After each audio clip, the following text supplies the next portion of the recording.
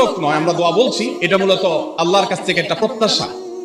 এর অর্থ হলো যাহাবা জমা, আমার পিপাসা দূর হয়ে গেছে। ওয়াবতাল্লাতিল উরুক, আমার শিরা উপশিরাগুলো সব সিক্ত হয়ে গেছে। ওয়াসাবাতাল আজরু ইনশাআল্লাহ, এবং আল্লাহ চাহেন তো এই রোজার বিনিময় আমার সাব্যস্ত হয়ে গেছে আল্লাহর কাছে, এটা স্থির হয়ে গেছে।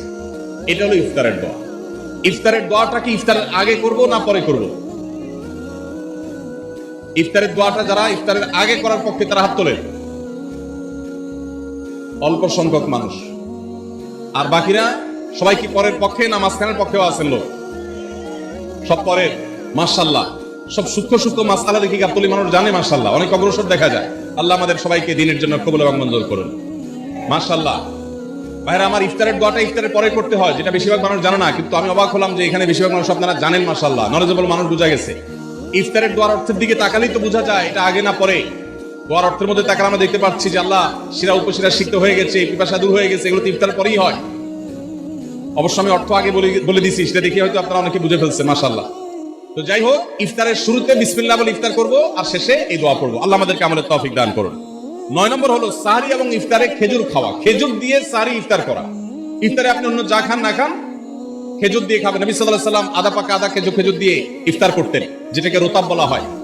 আর যদি সেটা না পাওয়া যেত, সাধারণ যে কোনো খেজুর, সেটাও না পাওয়া গেলে একটু পানি খেয়ে তারপর তিনি ইফতার করতেন।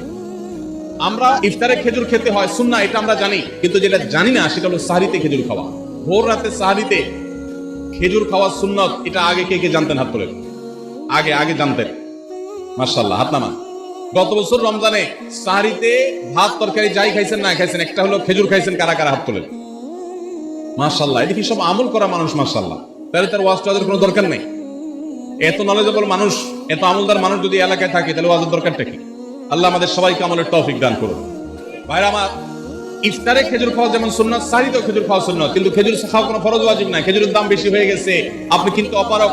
যদি একটা খেজুরের পুরো রমজানে না খান, আপনার রোজার কোনো অসুবিধা হবে। তবে নবী সাল্লাল্লাহু আলাইহি ওয়াসাল্লাম যেহেতু ইফতার এবং সাহরিতে খেজুর খেতেন, আর খেজুরে প্রচুর পরিমাণ সুগার আছে, উপকারী, যেটা মানুষের স্বাস্থ্যের জন্য উপকারী। প্রচুর পরিমাণ এনার্জি আছে, খাদ্য শক্তি আছে। সারাদিন রোজা রেখে আমাদের যে সুগারের ঘাটতি হয়, সেটা পূরণ করার জন্য সহায়ক হয়। এই জন্য সাহরি এবং ইফতারে খেজুর খাওয়া এমনিতেও উপকারী। আর নবী সাল্লাল্লাহু আলাইহি ওয়াসাল্লামের সুন্নাত, তিনি বলেছেন, নি'মা সাহুরুল মুমিনি আত-তামার, ইমানদারের সাহরির আইটেমের মধ্যে সবচেয়ে বেস্ট উত্তম হলো খেজুর। এই জন্য অন্য যাই খান না খান, একটু হলো, এক পিস হলো খেজুর খাবেন। ইনশাআল্লাহ সুন্নাত আদায় করার নিয়তে খেলে এই খেজুর সুন্নাতটা আদায় হয়ে যাবে, আল্লাহ তাআলা চাহেন তো।